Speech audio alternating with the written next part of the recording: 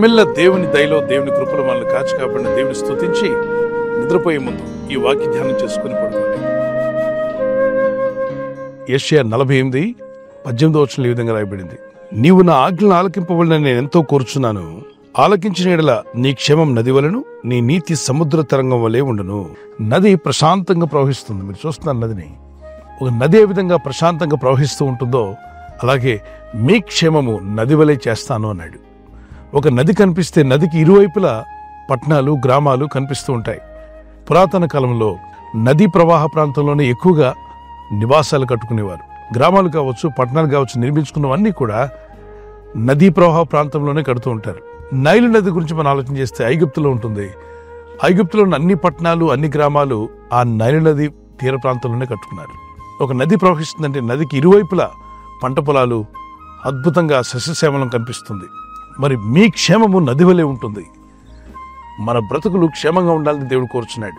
ఆశీర్వదించబడిన వారుగా, దీవించబడిన వారుగా, దేవునికి మహిమ తెచ్చే ఒక మంచి సాక్షులుగా మీరు ఉండాలని ప్రభు కోరుచున్నాడు. కొంతమంది జీవితాల్లో ఎప్పుడు మేము కీడే ఎదుర్కొంటున్నాం. ఎన్ని ప్రయత్నాలు చేసినా కీడు ఎదురవుతుంది తప్ప క్షేమం లేకుండా పోతుంది, ఒక సేఫ్టీ లేకుండా పోతుంది అన్నవారు ఈ వాగ్దానం ఎత్తి ప్రార్థించండి. ఆయన అంటున్నాడు, నా ఆజ్ఞలను ఆలోకింపవాలని ఎంతో కోరుచున్నాను. అంటే ఆయన ఆజ్ఞలు మనం ఆలకిస్తే ఏం జరుగుతుంది? క్షేమంగా ఉంటారు. మీ ప్రయాణంలో క్షేమం, మీరు పనిపాట్లలో కూడా క్షేమం కలిగి ఉంటారు. అన్నిటిలో సేఫ్గా ఉండే విధంగా ప్రభు మిమ్మల్ని ఆస్వాదించి, దీవించి, బలపరచగల సమర్థుడు. అంతేకాదు, ఆయన ఆజ్ఞలు ఆలకించి జీవిస్తే మన నీతి సముద్ర తరంగం వల్లే చేస్తాడు. ఒకవైపున నది, మరోవైపున సముద్రం, రెండింటిని పోల్చాడు. క్షేమస్థితి నది వల్లే ఉండబోతుంది.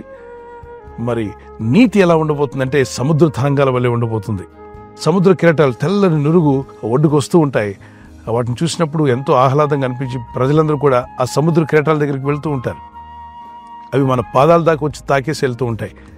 మరి సముద్ర తరంగం వలె మీ నీతిని దేవుడైన ప్రభు బయలుపరుస్తా అంటున్నాడు. దూర ప్రజలకు కూడా మీలో దేవుడు పెట్టిన నీతిని గ్రహించేలా దేవుడు చేస్తాడు.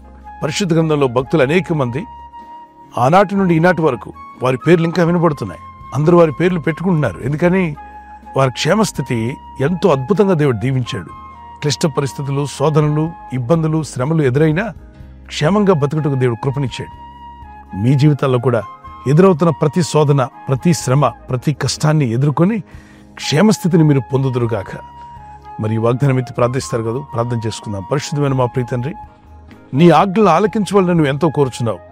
ఆలకించినట్లయితే మా క్షేమం నది వలె ఉండబోతుందని, మా నీతి సముద్ర తరంగం వలె చేయబోతున్నామని సెలవిచ్చిన మా ప్రభువా, ఈ రాత్రి నెమ్మదితో పండుకొని సురక్షితంగా కాపాడబడినట్లుగా నీ అగ్ని కంచి వేసి మమ్మల్ని కాపాడండి.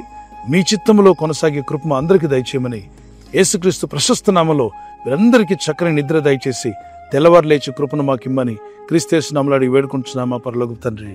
ఆమేన్, ఆమేన్. ఈ వాగ్దానాన్ని మీతోనే ఉంచుకోకుండా లైక్ చేయండి, షేర్ చేయండి. అనేకులు ఈ యొక్క ఛానల్ సబ్స్క్రైబ్ చేసుకోమని తెలియపరచండి. సబ్స్క్రైబ్ చేయని వారు కూడా సబ్స్క్రైబ్ చేయండి. Good night. God bless you. ఈ ఛానల్ను మీరు సబ్స్క్రైబ్ చేసుకొనుట వలన 2 పనులు జరుగుతున్నాయి. 1, బీదలకు, అనాథలకు ఈ ఛానల్ ద్వారా సహకారము అందించడం జరుగుచున్నది. 2, సువార్త జరుగుచున్నది, ఆత్మలు రక్షించబడుచున్నాయి. మనము సబ్స్క్రైబ్ చేసుకొనుట ద్వారా అందరికీ సహాయం చేస్తున్నవారమవుతున్నాము. ఖచ్చితంగా ఈ యూట్యూబ్ ఛానల్ను సబ్స్క్రైబ్ చేసుకుని బెల్ బటన్ను క్లిక్ చేయండి. మీకు వెంటనే మెసేజెస్ పంపబడతాయి.